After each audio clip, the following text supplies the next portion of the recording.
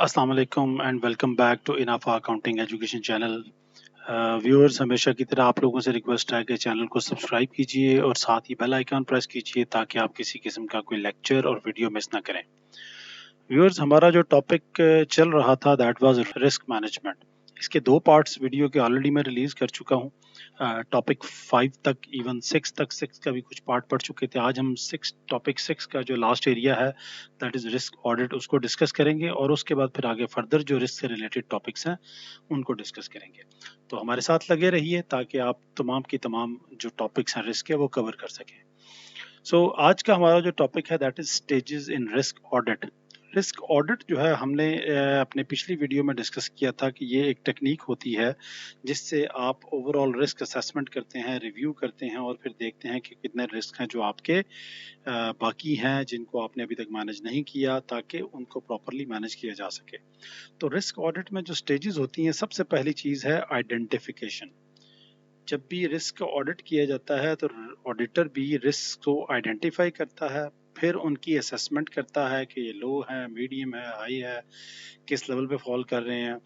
Then उसका review होता है। असेसमेंट करने के बाद फिर उनको रिव्यू किया जाता है और देन फाइनली उनकी रिपोर्ट एक ऑडिटर जो है, आपको पता है ऑडिटर हमेशा रिस्क ऑडिट जब करता है तो उस पर उसको रिपोर्ट प्रिपेयर करना होती है। If we talk about identification stage, तो व्यूअर्स आइडेंटिफिकेशन में होता यह है कि नॉर्मली बाज़ औक़ात कुछ नए रिस्क आ चुके होते हैं जो कि पहले नहीं होते हैं।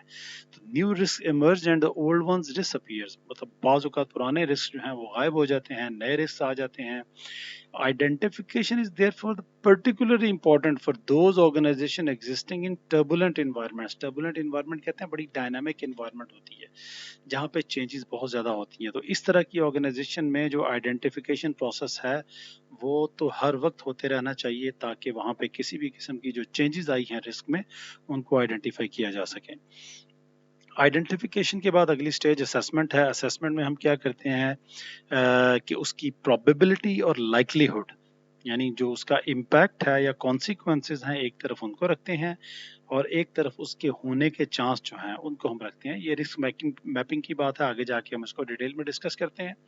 इसके थ्रू उसकी असेसमेंट की जाती है और ऑडिटर फिर रिव्यू करता है कि ऑर्गेनाइजेशन जो है उसने हर एक रिस्क को किस तरह से रिस्पॉन्ड किया है। असेसमेंट में ऑडिटर अपने तौर पर रिस्क को असेस करता है और फिर देखता है कि मैनेजमेंट ने हर किस्म के असेस्ड रिस्क को किस तरह से रिस्पॉन्स किया है। फिर रिव्यू स्टेज पे auditor analyses the controls that the organisation has in the event of the risk neutralising materialising. कि फॉर एग्जांपल अगर रिस्क मटेरियलाइज हो जाता है तो ऑडिटर कंट्रोल्स को रिव्यू करता है कि क्या ऐसे कंट्रोल्स हैं कि अगर कोई रिस्क मटेरियलाइज हो गया तो मैनेजमेंट जो है उस रिस्क को कंट्रोल कर सकेगी। एंड फाइनली अपनी रिपोर्ट देता है। Report on the review is submitted to BOD, board of directors, और principal. Principal is the person जिसने ऑडिटर को अपॉइंट किया होता है किसी भी रिस्क ऑडिट करने के लिए। देन उसके बाद उस रिपोर्ट में होगा क्या, रिपोर्ट शुड इंक्लूड कि extent of the key risk कौन कौन से हैं, किस हद तक हैं, क्वालिटी ऑफ एग्जिस्टिंग असेसमेंट्स की इस वक्त जो रिस्क की असेसमेंट मैनेजमेंट कर रही है, जो डायरेक्टर एग्जीक्यूटिव डायरेक्टर्स कर रहे हैं, उसकी क्वालिटी क्या है, और effectiveness of the control currently in place, जो कंट्रोल्स करंटली इन प्लेस हैं वो किस हद तक इफेक्टिव हैं।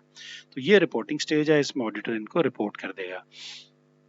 व्यूअर्स, नेक्स्ट टॉपिक हमारा जो है रिस्क से रिलेटेड वो है impact on stakeholders. Business has different stakeholders. इन सारे स्टेक होल्डर्स पे रिस्क हमारा किस तरह से इम्पैक्ट करता है उसके लिए हम देखते हैं कि कुछ स्टेक होल्डर्स होते हैं जिनकी वजह से रिस्क आया होता है, यानी उन्होंने कोई ऐसा काम किया होता है जिसकी वजह से कोई एक रिस्क अराइज हो जाता है। याद रखिएगा, अगर तो स्टेक होल्डर की वजह से रिस्क है ना, तो that impact mainly negative on stakeholders. जाहिर सी बात है, अगर एक डायरेक्टर है उसकी वजह से कंपनी या बिजनेस एट स्टेक है तो सबसे पहले तो उस डायरेक्टर को फायर किया जाएगा ना, सबसे पहले तो उसकी परसेप्शन नेगेटिव होगी। और ना सिर्फ यहाँ नेगेटिव होगी बल्कि किसी और कंपनी में भी जाएगा तो पता चलेगा कि ये बंदा फलां कंपनी में ऐसा काम करके आया है। अगर स्टेक होल्डर की वजह से रिस्क नहीं आया तो फिर वो दोनों को इफेक्ट करता है, कंपनी को भी और स्टेक होल्डर्स को भी। क्योंकि जब एक रिस्क आ गया है जो कि स्टेक होल्डर की वजह से नहीं आया, मार्केट की किसी की वजह से आया है, किसी और वजह से आया है जिसमें स्टेक होल्डर्स का कोई एक्टिव रोल नहीं है, तो in that case company effect होती है। कंपनी इफेक्ट होगी तो ऑटोमेटिकली स्टेक होल्डर्स तो इफेक्ट होगा ही होगा। अब हम जरा व्यूअर्स डिटेल में देखते हैं कि किन किन स्टेक होल्डर्स को किस किस तरह के रिस्क अफेक्ट करते हैं। तो सबसे पहले बात करते हैं शेयर होल्डर्स की। शेयर होल्डर को क्या हो सकता है? Potential loss of value of investment in the company, जो उन्होंने इन्वेस्टमेंट की हुई है उसमें लॉस हो सकता है due to fall in share price, और loss of income, definitely decrease dividend. अब ये शेयर होल्डर की वजह से भी हो सकता है, उसके किसी एक्शन की वजह से भी हो सकता है, या किसी और पर्पज से भी वजह से भी हो सकता है जिसमें शेयर होल्डर का कोई रोल ना हो। But in both cases shareholder को बहरहाल लॉस होता ही होता है। Then comes the director, loss of income and reputation. Director जो है उसको अपनी इनकम और रिप्यूट उसकी जाती है, उसकी ये रिस्क हो सकता है। देन मैनेजर और एम्प्लॉइज को क्या रिस्क होता है? मैनेजर्स डीमोटिवेट हो जाएंगे, स्पेशली अगर रिस्क उनका फॉल्ट है ना, तो फिर तो बहुत ज़्यादा डीमोटिवेट हो जाएंगे। उनकी सैलरी भी कम हो सकती है, उनकी परफॉर्मेंस रिलेटेड अगर जो पे है वो उनको नहीं मिलेगी। सेम इसी तरह कस्टमर्स की अगर हम बात करें तो poor product reputation will have an impact on the customers that the companies products will not be purchased. मतलब वो खरीदेंगे ही नहीं ना। रिस्क क्या है कि customers might not purchase the product due to poor reputation. The reputation risk, product risk जो हमने पहले पढ़े थे टाइप्स, ये कस्टमर को अफेक्ट कर सकते हैं। फिर सप्लायर्स हैं, अगर बिजनेस जो है that results in from poor quality of supplies, supplier quality material नहीं सप्लाई करता, डेफिनेटली वो लॉस ऑफ सप्लाई फेस करेगा, हम उससे शायद फिर ना लें। तो सप्लायर के लिए रिस्क क्या है कि उसको quality product supply, quality material supply करना है। गवर्नमेंट, अगर बिजनेस रिस्क है, बिजनेस सही नहीं चल रहा, तो डेफिनेटली गवर्नमेंट अपने रेवेन्यूज लॉस करेगी। बैंक्स जो है अपना कोई इंटरेस्ट वगैरह अगर लोन दिया हुआ है तो वो लॉस करेंगे, या इवन हो सकता है लोन भी पूरे का पूरा, अगर कंपनी बैंकरप्ट हो जाती है तो बैंक का लोन भी डूब जाए, क्योंकि कंपनी तो अब ट्रेड ही नहीं कर रही है। फिर उसके बाद आपके ट्रेड यूनियंस हैं, ट्रेड यूनियंस में जो लोग होते हैं, डेफिनेटली अगर बिजनेस खत्म होता है, उनकी जॉब चली जाती है, तो उनकी मेंबरशिप, उनका स्टेटस, उनकी पावर, सब कुछ चला जाएगा। जनरल कम्युनिटी की अगर बात करें तो लोकल कम्युनिटी अगर major suppliers of the labours general community से आ रही हैं, तो डेफिनेटली लोग अपनी जॉब्स लूज करेंगे। अलबत्ता organisation has not operated in harmony with the local community, they may benefit from any downturn in the business। यानी अगर ऑर्गेनाइजेशन जो है अगर वो लोकल कम्युनिटी के साथ मिलकर नहीं चलती है, तो डेफिनेटली उनको बिजनेस में डाउनटर्न फेस करना पड़ सकता है। So these were the impacts on different stakeholders. Next topic is risk assessment. Assessment के लिए व्यूअर्स रिस्क को हम कैटेगराइज करते हैं, एक तो उसके कॉन्सिक्वेंस, उसका इम्पैक्ट, उसकी सेवेरिटी में, और सेकेंडली उसकी प्रोबेबिलिटी या लाइकलीहुड के कितने चांसेस हैं उसके होने के, और अगर हो जाए तो उसका इम्पैक्ट क्या होगा, कितना सीवियर होगा। इसके लिए एक रिस्क मैपिंग की जाती है। मैपिंग में आप एक तरफ इम्पैक्ट लेते हैं, एक तरफ पॉसिबिलिटी लेते हैं। अब इम्पैक्ट लो है, मीडियम है, हाई है, सेम इसी तरह प्रोबेबिलिटी भी लो, मीडियम एंड हाई, इसको आगे जाके हम डिस्कस करते हैं। मेरे इसका सेट में व्यूअर्स आप देखें कि ये एक हमारी मैपिंग है, जिसमें एक तरफ हमने लाइकलीहुड ले ली है, एक तरफ उनका इम्पैक्ट या कॉन्सिक्वेंस ले लिए हैं। सो उनकी हम नंबरिंग कर देते हैं, तो ये एक 5x5 की एक क्वाड्रेंट बन जाते हैं, जिसमें हम 1 से लेकर 25 तक नंबरिंग कर देते हैं। तो every number, higher the number is, the more the risk is important to manage और टू मेक सम स्ट्रेटजी, उसके लिए उतनी ही ज़्यादा स्ट्रेटजी चाहिए हमें। तो अब इसमें remote, unlikely, possible, likely, probable, तो ये काफ़ी सारे हम उसको क्वाड्रेंट पे फॉल करते हैं फॉर लाइकलीहुड। और फिर हम इम्पैक्ट की बात करते हैं तो negligible, low, medium, high and extreme. इसके लिए जो हम परसेंटेज रेंज लेंगे, फॉर एग्जांपल 10% तक, 0 to 10% हम कहेंगे यार लाइकलीहुड रिमोट है और रिस्क का इम्पैक्ट नेग्लिजिबल है। 10 to 20% it is unlikely that the risk will occur, हो भी गया तो impact is low. 25 to 50% it is possible, quite possible that risk में अराइज, और अगर हो गया तो उसका इम्पैक्ट मीडियम है अगर हम उसकी रेंज ये बात करें तो। अगर रेंज 50 to 90% है, इट मीन्स कि likelihood wise it is likely that the risk will come, and from the impact point of view it will have a high impact, and from 90 to 100% it is probable that the risk will occur, आएगा होगा, risk को face करना पड़ेगा। और अगर 90 to 100% को हम यहाँ पे फॉल करें इम्पैक्ट में तो it has extreme impact. So percentage decide करती है कि हमने रिस्क को किस कैटेगरी में रखना है। जिस कैटेगरी में भी रिस्क होगा अकॉर्डिंगली फिर हम उसकी स्ट्रेटेजी उस तरह से बनाएंगे। अब रिस्क मैनेजमेंट की स्ट्रेटेजी क्या हो सकती है, उसके लिए ये एक तारा फ्रेमवर्क है। TARA framework means transfer, accept, reduce और avoid. So there are some risk which we can transfer. So आप देखें अगर लो कॉन्सिक्वेंसेज है और लो लाइकलीहुड है, मीन्स कि आप यूँ समझ लें कि ये रिस्क 1, 2 और 3 और 4, ठीक है, 1, 2, 3, 4 तक कैटेगरीज में फॉल कर रहा है ये रिस्क। इस तरह के रिस्क को हम क्या करेंगे, we will accept those risk. और अगर कोई रिस्क जो है वो 6, 7, 10, 5 इस कैटेगरी में फॉल कर रहे हैं तो इसका मतलब ये है कि उनमें लाइकलीहुड बहुत ज़्यादा हाई है।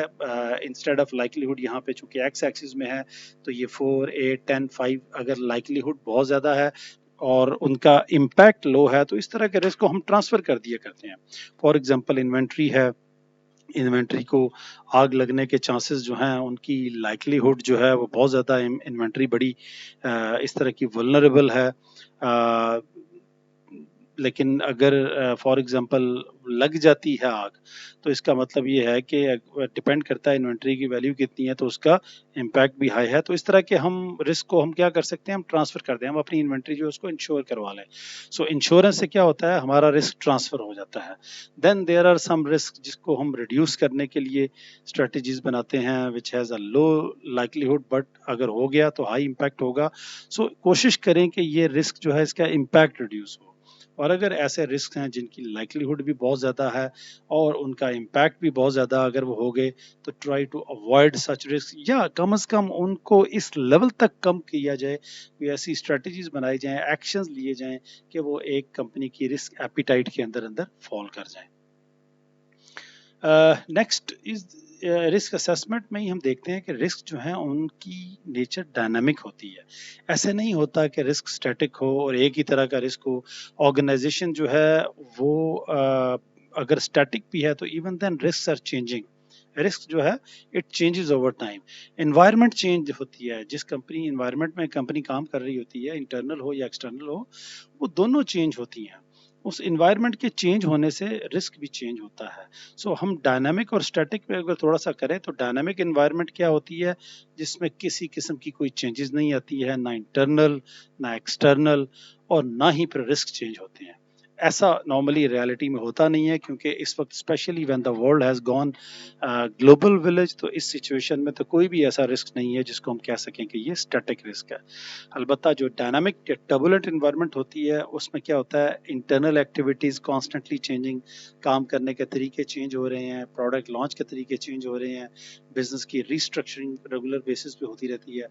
एक्सटर्नल इन्वायरमेंट में भी चेंज आ रही है, फॉर एग्जांपल कस्टमर की नीड्स चेंज हो रही हैं, कस्टमर की रिक्वायरमेंट्स चेंज हो रही हैं, सप्लायर्स जो हैं उन चेंज हो रही हैं, टेक्नोलॉजी चेंज आ रही है, गवर्नमेंट के लेजिस्लेशंस, अकाउंटेबिलिटी रूल्स वो चेंज हो रहे हैं।